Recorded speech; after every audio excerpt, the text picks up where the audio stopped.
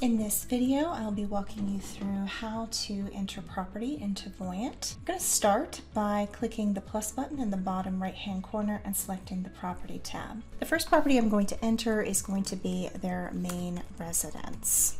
I'm going to give this a current market value as well as our purchase price.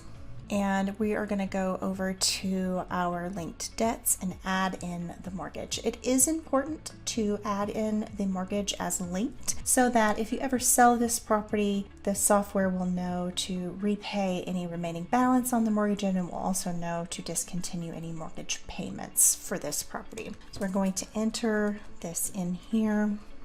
Got an interest rate. And you can select either interest only or repayment. I'll do repayment. And let's say they have 15 years left on this loan. And we're going to click done. And I'm going to select this down arrow and save and add another. Next property I'm going to enter is going to be a rental property. This rental property will have a mortgage and an income stream. So I'm going to make sure to capture both of those in this example. So we've given it a market value and purchase value. The growth rate will be the growth of this market value year on year. And I'm going to link in the mortgage debt on this property. And we are going to click done to save this linked debt. And then I'm going to go to linked income and create an income stream for this rental property. So we're going to have a annual amount for this rental property income, and we are going to adjust our growth rate if needed. This is going to be the rate at which this income stream increases each year, and we are going to click done to save. Now that we have saved those two properties, I'm going to take you over to our year view section, and then we're going to select the property section here. You'll now be able to see the main residence and the rental property end of year values, as well as end of year remaining debts on those properties and any equity. You can also have a little bit more insight into the debt on the debts screen. If you use your square slider bar underneath the chart, you can see what those property valuations and debts are at any given year in the plan. Next, I want to walk you through what to do if you'd like to sell one of these properties.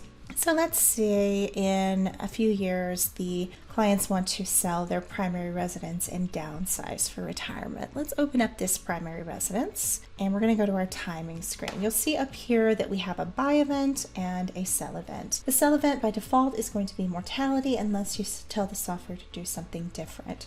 So let's say that they do want to downsize this property in their retirement years. So we're going to set this as our new sell event. Now that we have clicked done, once the cash flow chart refactors, you should see a spike in the inflows for that year. Turning on the details, you'll see the yellow asset liquidation, and you'll have the estimated value of that property at that point. Now, what you can do with this is a couple of things. You can repurchase another property by going to property, and let's do a future property purchase this time. Give this a name and a value. So let's say they want to downsize to something much smaller in the future, and we will give this the same purchase value since it's a future property, and set our timing on this. So what we want to do is make sure that the timing for the property purchase coincides with that liquidation event. So we're going to select that same event at the retirement, and that is going to be our purchase event. Let's click done. And now the cash flow chart will refactor, and you can see a good portion of those funds has been used up for the property purchase in the future. And for any of this surplus that's left over, let's schedule a transfer of funds into one of their investment vehicles. So let's say we're going to put that in their CGT account, and we're going to do that from all surplus, all available. And we're going to go to timing. I'm going to select that same retirement event again and click done.